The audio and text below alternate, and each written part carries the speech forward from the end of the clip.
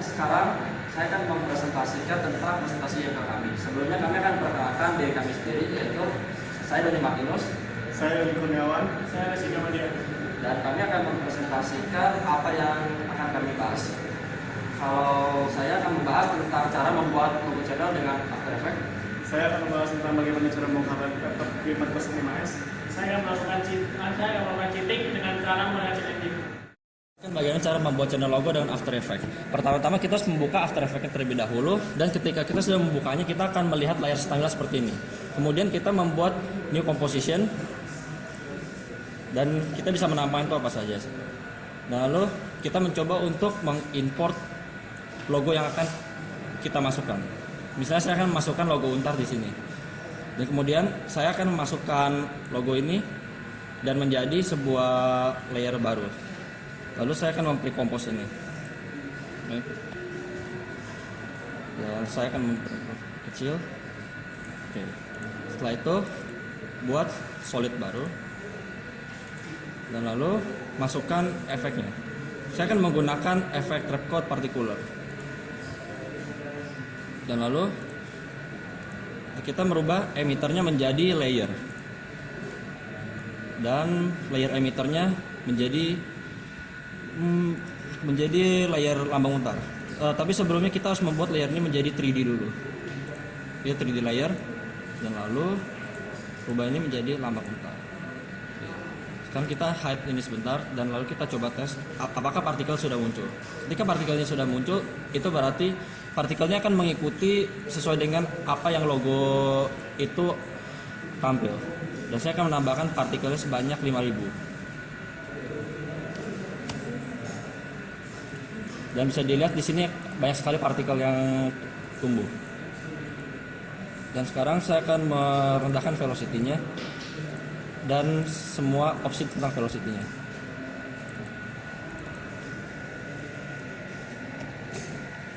Kan bisa dilihat semua partikel itu akan membentuk logo Untar itu. Dan sekarang bagaimana cara kita untuk membuat sedikit animasinya? Pertama-tama saya akan merubah cara partikel itu berubah. Kita buka physics, dan sini ada air, dan sini ada turbulence field. Lalu kita bisa lihat kalau kita merubah efek positions ini, maka partikelnya akan semakin pecah. Anggap saja kita akan mengambil pecahan partikel itu sebanyak 2000.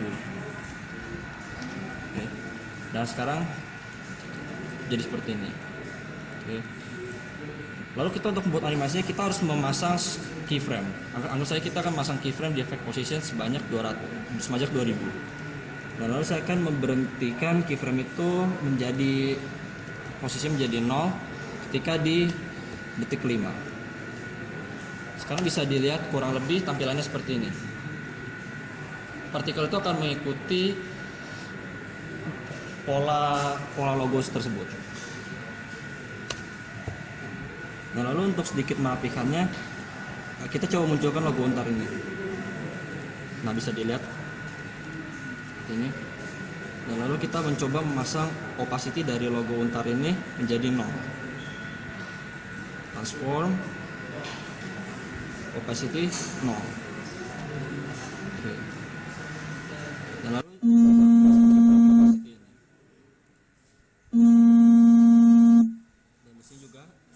membuat opacity-nya berubah di layer trapcode tersebut.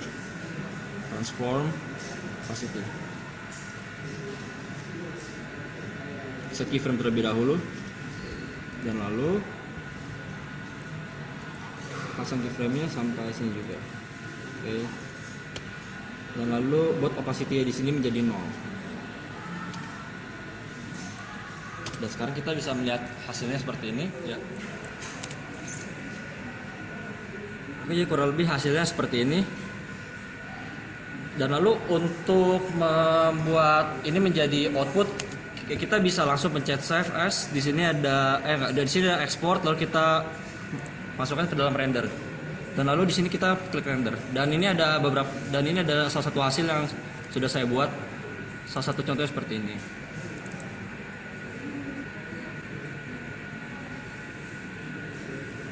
Oke, demikian presentasi saya. Terima kasih.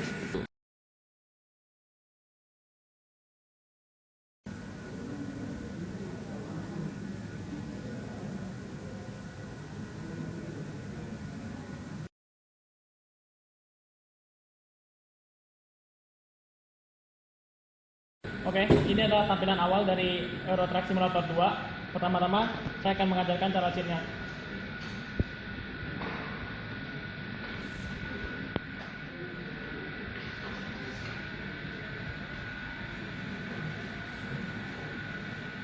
Di sini kita bisa lihat XP awalnya 150.000. Jadi pertama yang akan kita lakukan adalah mengirim barang tersebut. Ini adalah barang yang akan saya kirim. Ini sudah saya dekatkan, awal jaraknya adalah 260 km.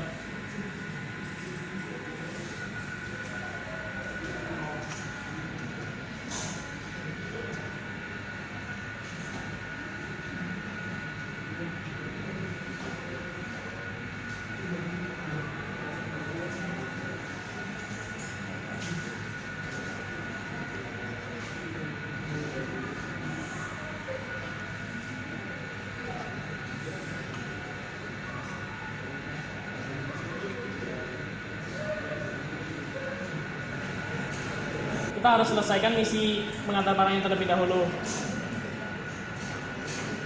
Ketika sudah pencet enter, datanya sudah masuk. Di sini dilihat 150.123 XP. Sekarang kita masukin 150.123 XP. Terus next scan, keluar. Ini kita pilih salah satu, double klik kanan di bawah. Kita change record, kemudian value-nya kita ganti sesuai yang kita mau. Saya ganti ke 200.000 XP. Klik OK. Dan di sini belum ada perubahan, tapi ketika kita klik world map, dia akan loading sebentar. Kemudian kita close, tidak berubah, berarti tidak berubah. Kita pakai data yang kedua, berarti data yang pertama itu data yang salah. Kita ganti, klik world map lagi, keluar.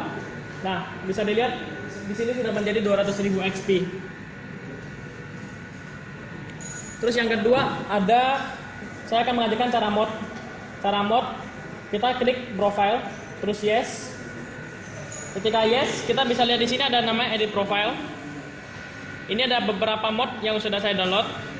Ini adalah mod Volvo dengan 150 horsepower.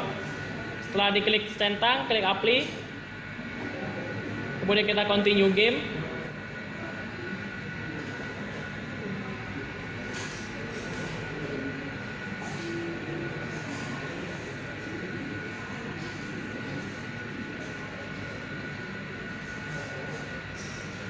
Di sini bisa dilihat sekarang engine powernya menjadi 150 horsepower. Dari awalnya hanya sekitar 750 horsepower. Demikian presentasi dari saya. Terima kasih.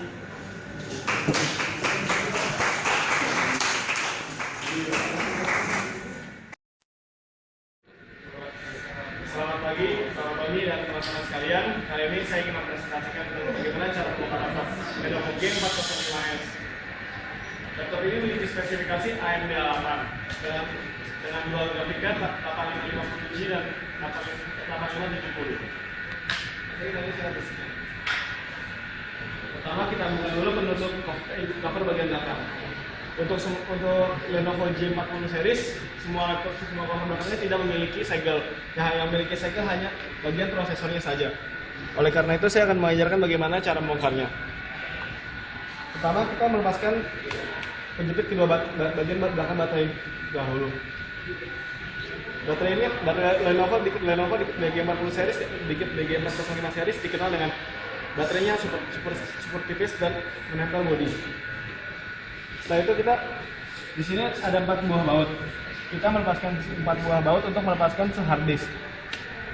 Pelepasan hard disknya mudah, hanya tinggal digeser saja seperti ini, lepas. Dan hard disk ini memiliki bracket, jadi sehingga jika kita ingin mengganti hard disk tersebut, kita harus melepaskan 4 bagian baut dari bracket tersebut dan membracket hard disk yang baru. Lalu kita di sini kita juga jika ingin mengganti bagian tempat CD, kita tinggal buka baut bagian ini, yang mana kita tinggal perlu menggeser ini saja. Nah, ini untuk sedikit comparison antara tipe Lenovo G405S dan dengan DVD airwave tipe lama. Di sini kita mendapatkan bahwa Lenovo G405 series memiliki tempat DVD lebih tipis dibandingkan tipe laptop Axion Neon MNC 0152. Selain itu, jika kita ingin membuka RAM-nya, kita hanya perlu menggeser dua pengunci RAM-nya ini. Bisa dilihat pengunci RAM-nya. Ini merupakan RAM DDR3 buatan Samsung dengan chipset SK Hynix. RAM 4GB DDR3 dengan kecepatan 12.800. Nah, salah satu keunggulan Lenovo G405 series ini adalah ia memiliki dua buah heatsink pipe yang mana sama seperti G40 atau yang memiliki AMD A8 dan grafik card 5. Yang di sini adalah 8550 dan 8570. Sedikit comparison bagaimana cara untuk melepas prosesornya, memiliki sama soket pengunci sama seperti laptop kita lainnya.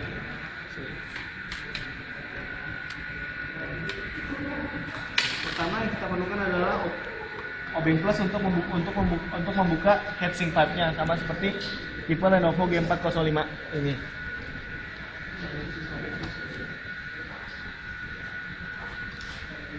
Pertama kita buka dulu semua heatsink pipe-nya.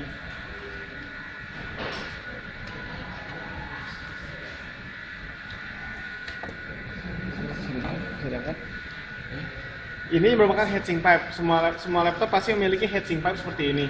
Hampir semua laptop. Salah satu kerusakan atau penyebab overheat adalah heatsink pipe-nya mengalami penyumbatan atau kotor karena heatsink pipe ini sendiri memiliki bilah-bilah tipis. Selain itu, jika kita ingin mengangkat prosesor, ini sama seperti semua laptop lainnya, kita harus menggeser pengunci. Kita bisa melihat di sini ada gambar gembok terbuka dan gambar gembok tertutup. Dan ini ada pinion kecil. Pinion kecil ini kita harus menggesernya ke arah terbuka terlebih dahulu. Setelah itu, setelah pinion terbuka, angkat prosesor dengan perlahan-lahan. Dan inilah otak terkecil dan prosesor dari sebuah laptop. Berbanding terbalik dengan prosesor desktop, karena prosesor desktop sendiri tidak memiliki kaki-kaki dan prosesor laptop memiliki kaki-kaki. Saya pernah melihat contoh Intel Core 2 Duo versi desktop dan Core i7 tidak memiliki kaki-kaki. Hanya saja jika kita beralih ke prosesor mobile atau prosesor laptop, prosesor tersebut memiliki kaki-kaki yang sangat kecil. Untuk meletakkan kembali prosesor tersebut sangatlah mudah. Kita hanya perlu melihat bagian tanda panah ini. Di sini ada 4 titik. Kita harus mencocokkan tanda panah ini dengan soket yang ada di sini. Karena jika ini salah, maka prosesor kita akan rusak dan tidak dapat diperbaiki lagi. Cocokkan tanda panah ini dengan bagian pojok sini. Kita pasang dan kita kembalikan ke bagian posisi penguncian. Setelah ini terkunci, sebenarnya kita harus memasangkan thermal paste atau penghantar thermal supaya celah mikron antara heatsink spreader dengan prosesor terisi. Sehingga untuk pemilihan thermal paste yang baik, saya menyarankan untuk memiliki kadar silver yang tinggi. Namun untuk pengaplikasian kadar silvernya tinggi itu cukup susah dan sulit untuk pembersihannya, dikarenakan jika tertempel antara dua jaringan, dua jalur PCB, maka bisa mengalami konsleting listrik pada mengalirkan arus listrik. Setelah kita pasang kembali, kita kencangkan, dan ini sama seperti semua laptopnya, dan sama seperti G405 series. Kita hanya perlu membuka bagian plus ini, pengunci heatsink bagian prosesor, dan kita membuka pengunci heatsink bagian graphic card Processing Unit 8570 buatan AMD. Setelah itu kita pasangkan kembali ke bagian dalam. Sedikit saran, jika kalian udah pernah ngebuka tempat CD-nya, Kupingnya kalau misalnya udah pasti dipasang kan pasti kita bakal mengalami beberapa mili gak simetris. Tinggal kita dorong aja dari kupingnya. Nah, jadi ini lebih presisi dan lebih halus. Setelah itu kita pasangkan kembali harddisknya. Pemasangan harddisknya pun juga cukup mudah. Kita tinggal pasang dan kita slide aja. Setelah itu jangan lupa pemasangan RAM-nya. Jangan pernah nyentuh piringan kuning itu juga. Dan kalau ingin dibersihkan diharapkan menggunakan karet penghapus. Ya, penghapus pensil. Seperti ini masang dengan perlahan-lahan sampai dua pengunci ini tertutup. Setelah itu kita tutup.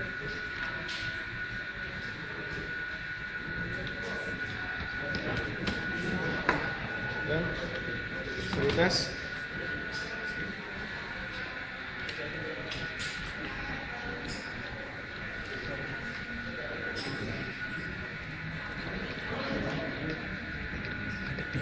Buka dulu.